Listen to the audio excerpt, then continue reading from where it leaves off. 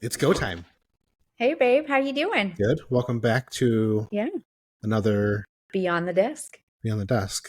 Yeah, this has Both been of us are fun. beyond the desk right now. I'm over here at the table, and you're over on the couch. Yeah. Hi. Today, Chad, we are going to have three different topics again. And typically you don't really know what these are, right? Or maybe you have a glance over or something, but okay. Like what I know is kind of like a whisper. It's not actually like knowing the full. If I Yeah. overheard some phrasing in the background, that's is about as much as I know. But I Cool. have I have some suspicions. Suspicions. Did I say that right? Suspicions. So, the three topics today are from the US to Colombia, mastering the art of travel finance, which we haven't clearly, but we're working on it. That's part of the journey, right? Absolutely. Yeah. And embracing remote work and roaming. So, how have we adjusted from that? And we'll get into that at the end there.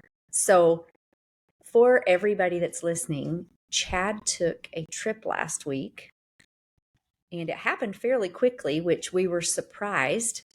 So, Chad, if you would like to tell everybody where you went, kind of what happened, your journey, and put in some details for us. Everything we've been told so far is that America's very grind, quick, instant result, and that we should expect with the culture change with Colombia, Sure. not for that, for things to be kind of lax and a little less structured and um, to be patient. Lots of patience. So to have an email go out to the Colombian consulate, Mm-hmm. and then essentially that email said, we set an appointment for you for next week, Thursday. I was a little surprised. I wasn't able to make that next week, Thursday, but we scheduled it again because I have to go to Washington, D.C., right? This isn't go to downtown Detroit 20 minutes from now. It's kind of rearrange your life and figure out how you're going to get here at a specific time in a whole different state. How many Colombian consulates are throughout the United States? There's about a dozen. I don't know this Okay. exact number, somewhere between 8 and 12. Our two closest are Washington, D.C., and then Chicago. Yeah. So we sat down and we talked, do we switch everything over to Chicago or do we just do DC? And when we asked them, they told us that because we started the process with DC, that I would have to start that process over with Chicago. And frankly, what they were doing was phenomenal. I felt Right. like super responsive. My chances of that being the same thing somewhere else. Um, let's not take the risk. So I went ahead and said, you know what, let's do an appointment for the week after. I looked at flights on Delta. I found a way for me to get a flight out there in the morning and then a flight back same day in the evening. First time ever doing just a quick turnaround like that. So that's an interesting story all in itself. And they were able to accommodate an appointment that fit within that gap. So Tuesday, I went. You drove me to the airport. We woke up at 4:30 in the morning. Yep. Um, got there. My flight departed 7:40 ish. Mm-hmm. Got there. My appointment was at 11:30. So got to the airport. Took an Uber from the airport to the consulate. And if you've ever done Uber from an airport, there's a lot of fees with the airport part, so it's Yeah. not really A the lot. genuine amount that it actually costs. So I took an Uber and got to the consulate an hour early. Walked in, didn't speak Spanish. Everybody else did. Um, and we figured it out, and I went upstairs to wait in line. It's kind of like being at the DMV. There's a bunch of chairs. There's a couple places where they take pictures. So to kind of paint the picture, I get dropped off at this building, and this building in Washington, D.C. is next door to a couple of other consulates. So it's kind of like consulate district. And they've got like a glass awning. So it's not like a functional awning, but it's a glass awning, like modern, kind of modern looking. The door's locked, so you have to buzz to come in. You go in through the double doors, you check in with the folks, they start talking Spanish to you, you can't understand them. I pull out my passports and I tell them what I'm there for. Luckily, there's a guy there that does speak English.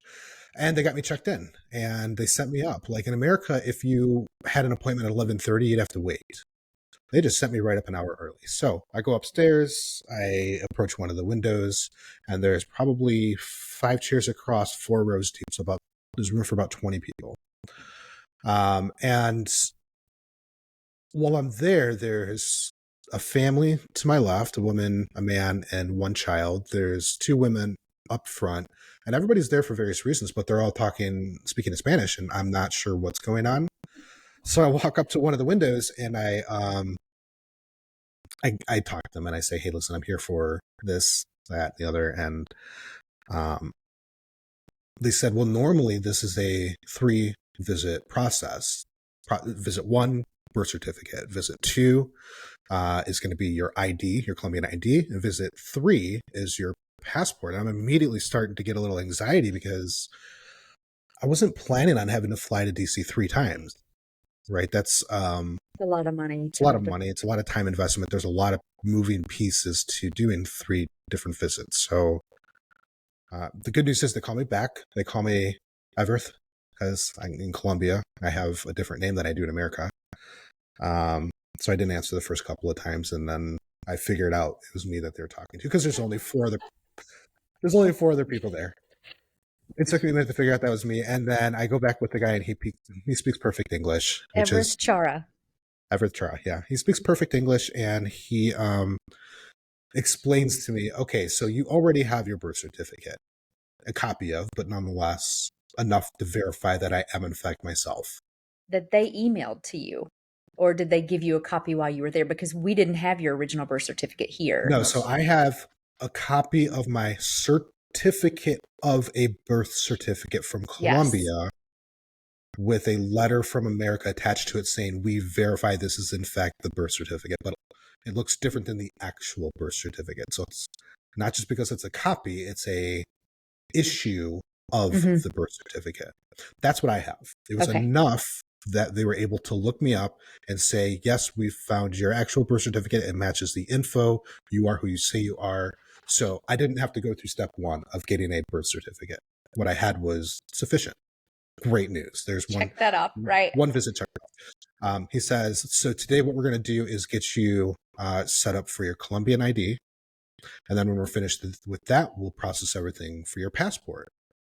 And so what was supposed to be 3 visits turned into a single visit, taking care of everything that I need to take care of. Beautiful.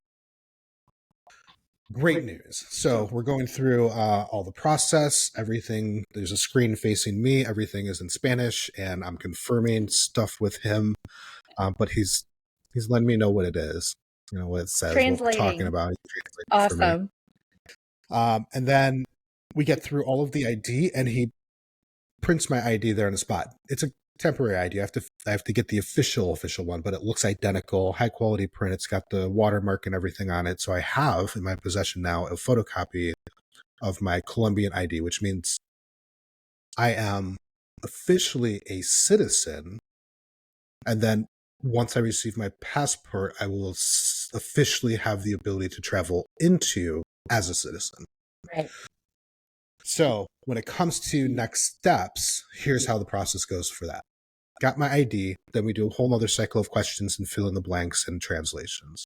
And this one is for the passport, and we complete that. So in total, from the time I've arrived, checked in, gone upstairs, waited in line, talked to somebody really poorly, and then got into the seat, 10 minutes. Now I'm in the seat, and we're going through this entire process of Q&A, 15 minutes. So in total, I've invested less than a half an hour so far in time being there, and I have my ID completed and I have my passport completed. But because I don't want to have to go back there, if possible, you do have to pick up your ID from a consulate. That does not get mailed. You have to pick that up in person. But they allow me to pick it up from a different one. So we love Chicago. I think we mentioned that in our last one. If not, we've talked about it, and we will continue to talk about it. I asked if I could pick up in Chicago, and I can.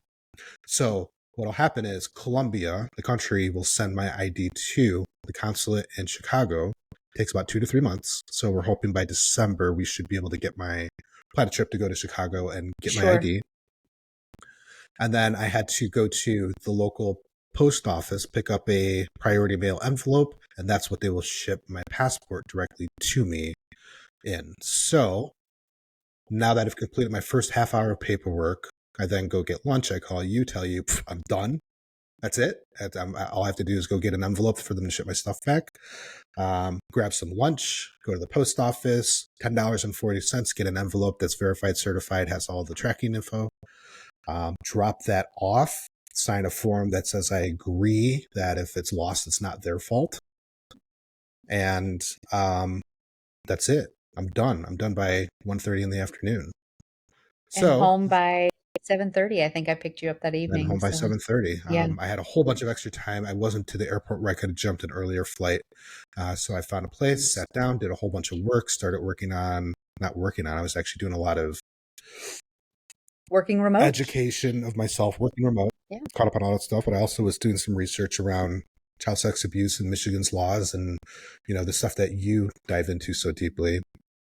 It was disturbing, but that's a whole different That's can for of the worms. listeners. I have a nonprofit called A Courageous Voice. So, and we work to keep children safe both off and online. And so Chad was digging deep into Aaron's Law for me. So that's what he was doing at the airport.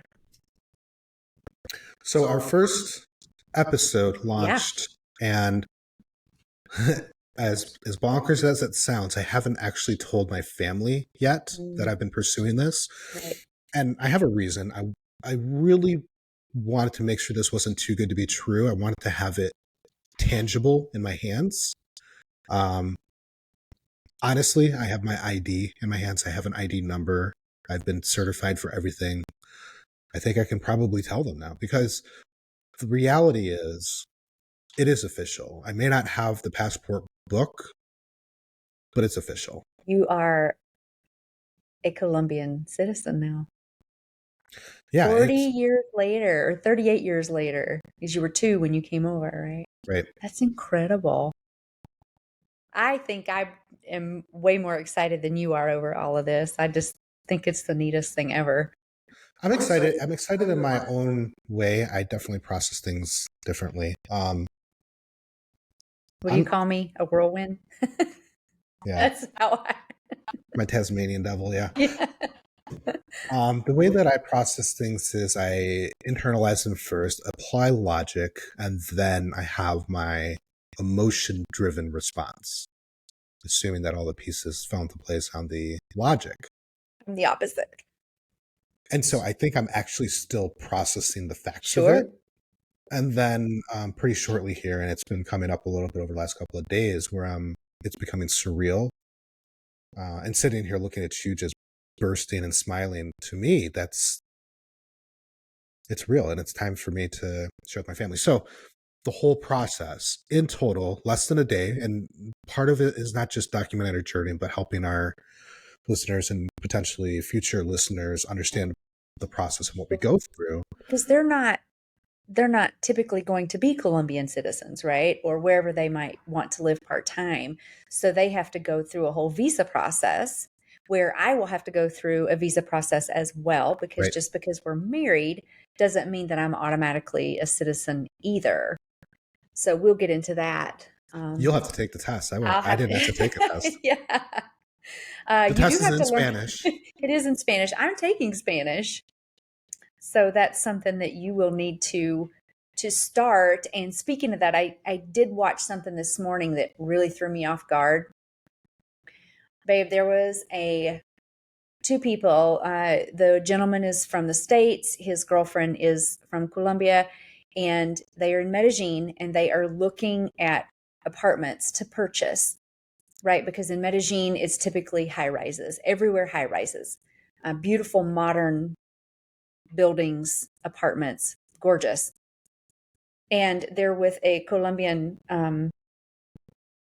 owner, and the American guy, his Spanish is really not good at all, which creates a huge barrier. automatically, right? You don't know if what's coming out of your mouth is correct. Thank goodness, his girlfriend was there with him, because he said something asking a question, and the landlord, the owner, he basically in Spanish said to the guy from the States, I don't understand your shitty Spanish. And I kind of saw the guy, it kind of took him aback a little bit. And his girlfriend kind of popped in with the very kind paisa culture that they have there. Typically, obviously, this guy wasn't being very kind. Oh, and he called him a gringo, which a gringo is not a bad word. It just means foreigner in Spanish. And that's what we're called, those of us from the States.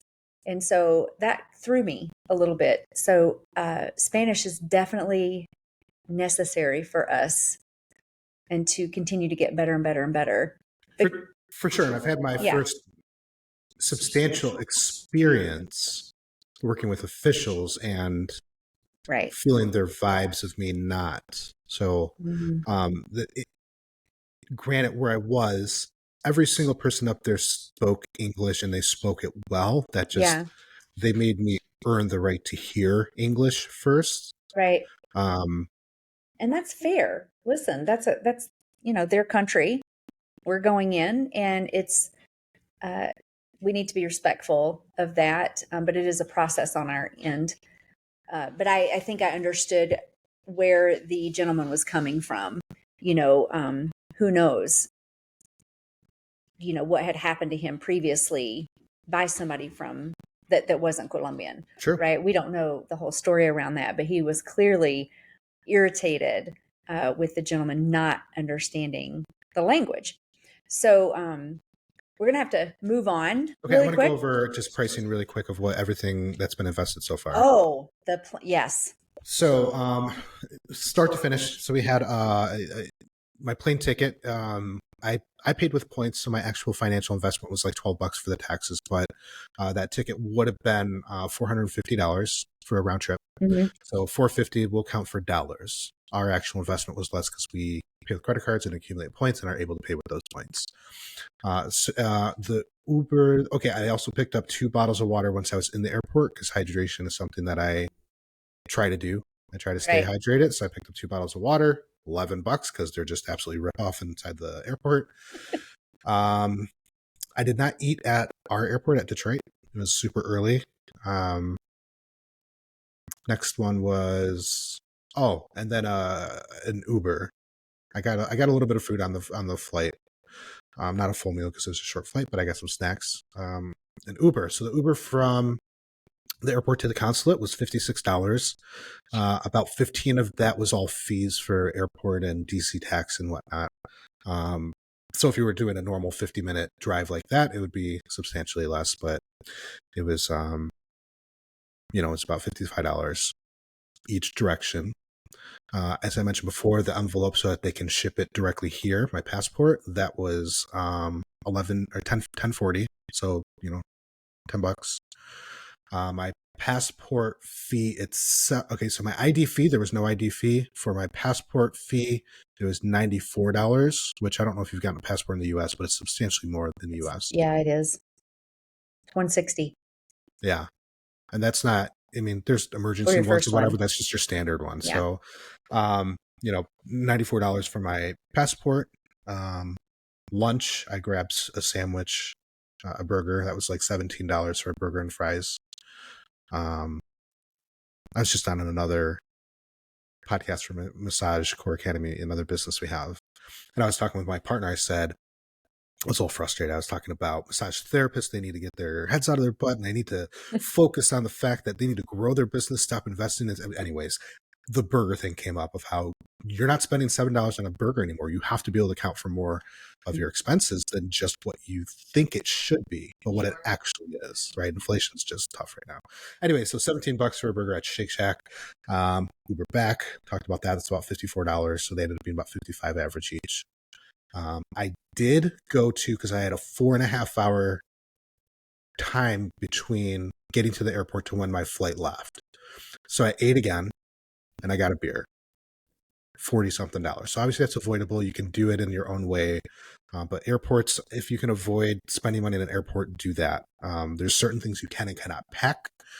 So check out the rules of your airline of what you're allowed to do, and TSA, of course, if you're in the US. But there are ways to avoid that. I mean, families with children, they travel with snacks all the time, but there's regulations on how you can do that. So Right. you can definitely avoid, in my case, probably right around $60 in costs at the airport between the water and the food by packing your own, having a canteen that you can fill at the airport rather than buy Refillable water. water bottle, sure. Yep. So there are ways to mitigate those costs, but all in, $12 plus 100 in travel plus, we'll call it 60 in food. Oh, plus Shake Shack, so 75. Like less than $300, I was able to get there, back, get all my paperwork and everything squared away. At this point, our next thing is just traveling to Chicago, which we'll just make a trip of it, stay there for a weekend or whatever, Take or Sadie. take our dog, find a dog friendly hotel to stay in. Right. That keeps us from having to pay a sitter. And outside of that, that's our expenses because the other one will be mailed here. So right. And we are tracking all of this. That actually moves us into the second topic is, mastering the art of travel finance, which I think you did really well. It is very expensive here in the States for an Uber, especially anything to and from the airport. And then any food or anything that you purchase at the airport is also incredibly expensive. And just living in the States, period, it's just really expensive. I spent over $200 at the grocery store today and the cart was half full. There's nothing It's wrong ridiculous. with spending the money. It's just you have to equate it to value. Is that what is valuable to you, or would you rather invest that money into something that is experiences? And that was valuable for you to go and get that taken care of. Eating at Shake Worth Shack, it.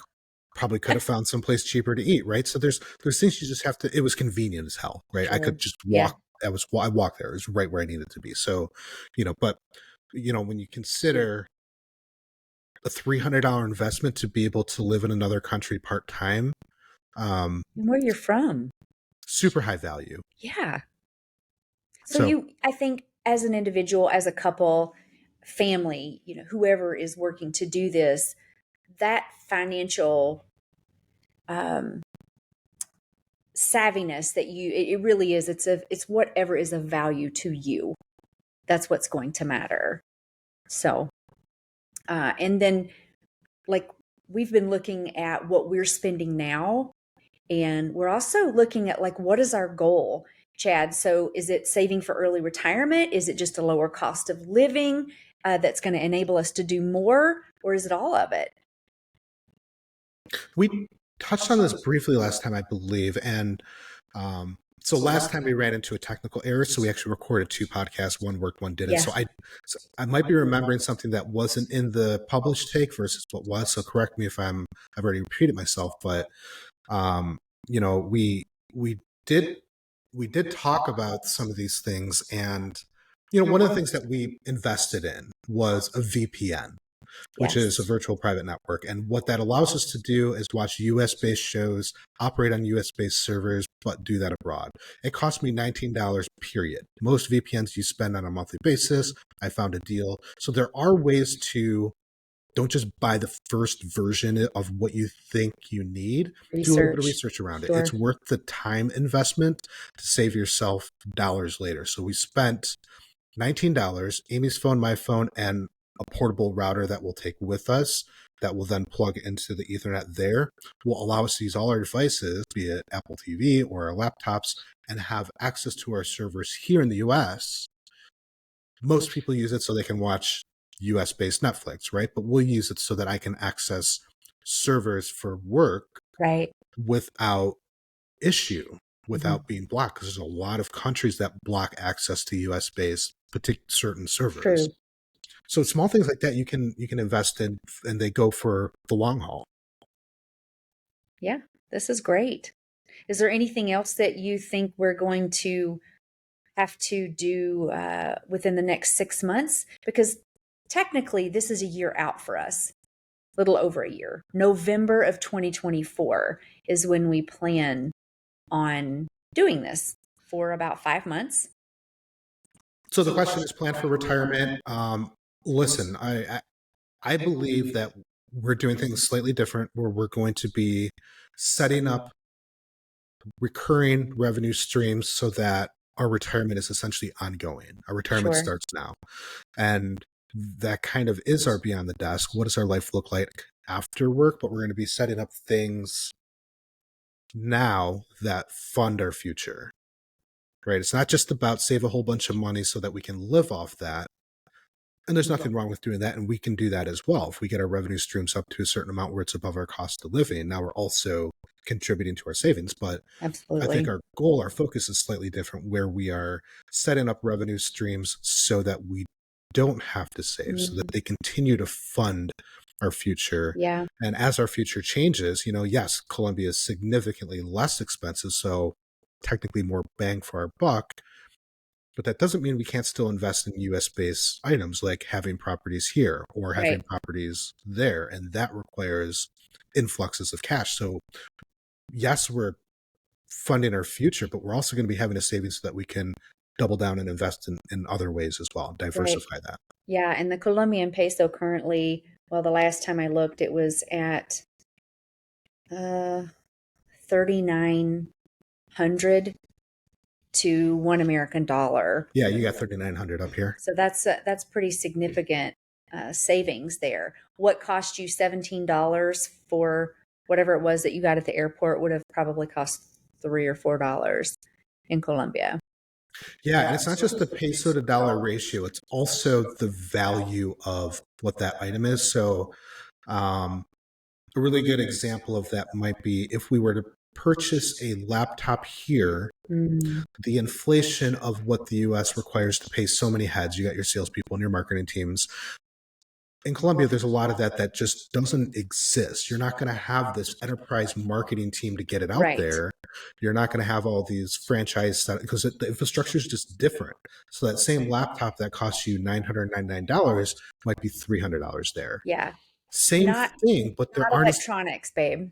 The electronics, from my understanding, is more. Okay, There equate that to because food. right, yeah, because of the import export Okay, stuff so that they fair have enough. So going. if you equate that same formula to food, it's not that eggs are any different. It's just Right. there's less mouths to feed, therefore less overhead, and the infrastructure is a little bit different. So it just doesn't cost as much to operate Yeah. there as it does here. I will say, like, to get a SIM card there, I think you can get plans for like $10 a month. It is so crazy cheap compared to the States in so many ways, except for the electronics. And their taxes, what? Their sales taxes 30, was it 39% or something like that? It's kind of high, but then they have public health care available, for the residents that live there. So we can also obtain private health insurance as well, and that could be anywhere from $100 to $150 per person. So that's so much cheaper also Which is than the another States. example of, when we're comparing the two, if you were to go to healthcare.gov and do a quote, you're going to be at anywhere from probably $500 to $750 for health insurance on a monthly basis, where you can get that, healthcare for, would you say 150 to 200? Yeah, I mean, yeah. For you and substantial I, difference. yeah, it would cost anywhere between $800 and $1,000 a month, here in the States for, a couple. So we don't have much time left. So I want to quickly go to remote work and roaming. You made the shift in January from that 9 to 5 job. I have been working from home now for going on a year and a half, really, with a courageous voice. Although I work out in the community, if my office is here at home. So how has this changed for you? And I'm really glad that everything happened the way it did, because now you have all of this experience and a routine and a schedule, if you will, so that it's not something that you're going to have to work at, create for yourself, and try to get used to. Like, we are already doing this. Yeah, being an ADHD brain, having structure and schedules and consistency is super important to me. I mean, without it, I tend to get lost, uh, just off for the day. There's our timer. What was our time? So for me, yes, having 9, 10 months of experience into creating new routines and Yeah, understanding that it's okay to start my day at 8, but it's also okay to start at 10. As long as I'm putting in the work, I'm doing right by my clients. yeah, So yeah, it's I'm ready for it. My previous position was in marketing, and so I was traveling already, going to different, you know, states and locations. So I already had a taste of it, but even then, living out of a suitcase was very difficult for me to maintain structure. right, So I got a small taste on that, but we won't be living out of suitcases. So that difficult part is kind of eliminated. right. Um, and all of my clients know and are aware that I am remote, that I don't have a particular office, that I can work from anywhere. So I've already done a lot of the checklist items that you have to do when it comes to being a digital nomad, and um, roaming from place to place, and that's the journey. But with, like I said in the beginning, as an ADHD brain, things are a little bit different.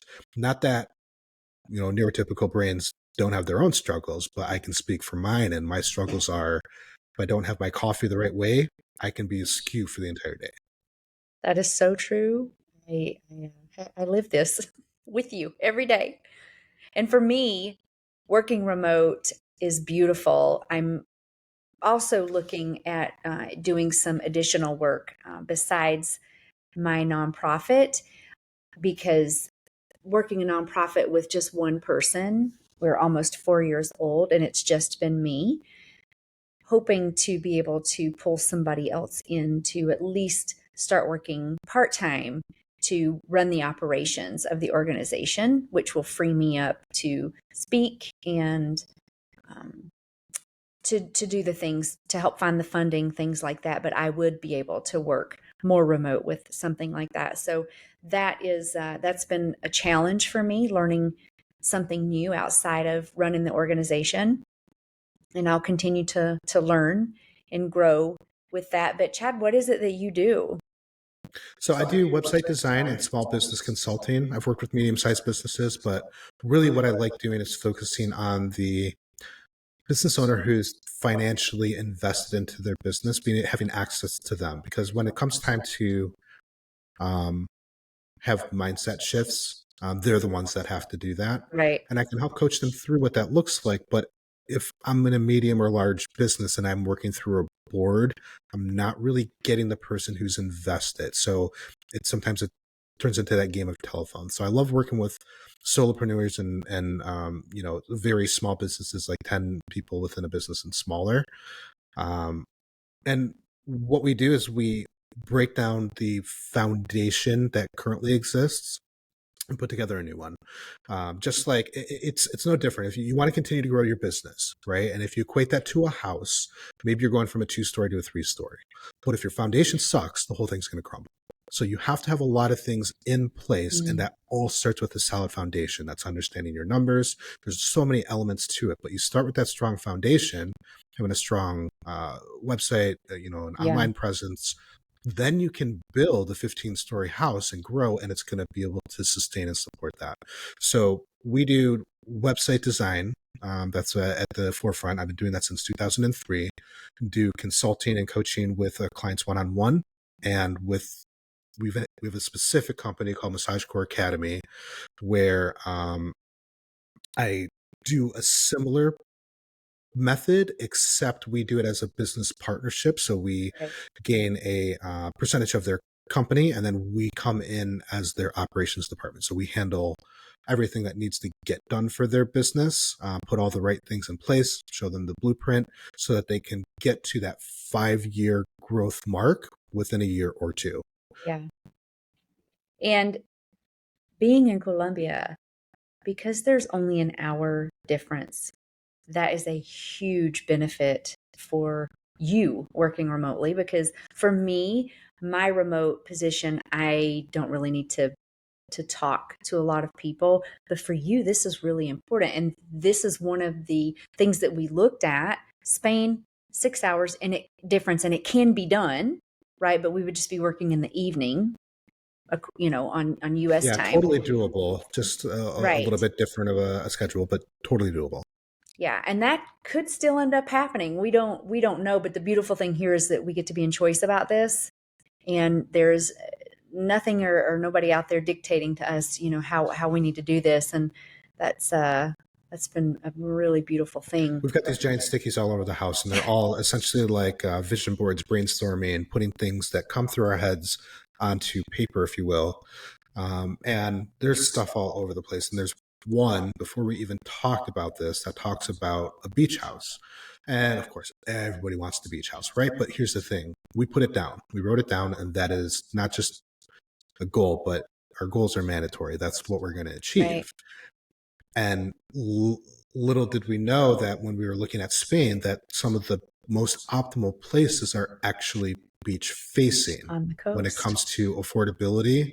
It's not like the United States where water real estate is just bonkers expensive and not achievable. It's available for everybody because there is a ton of oceanfront. So we have these goals all over the house, and we look at them every single day. I mean, one's right outside the bathroom. You have to see it as you walk out.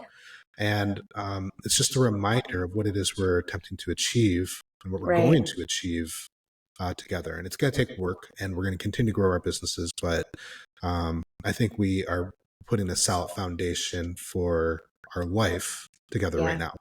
And this podcast is the documentation, if you will, about this journey and having fun, the ups and the downs, like all of that we talked about before. And while we maintain our home base here in Michigan, we're going to travel. We're going to look at the second half of our life and make it whatever we want it to be. So, yeah. And with that, we'll close out the podcast. Chad, thanks so much as always, babe. I love you. Love you. See you next time. Yeah. Peace out.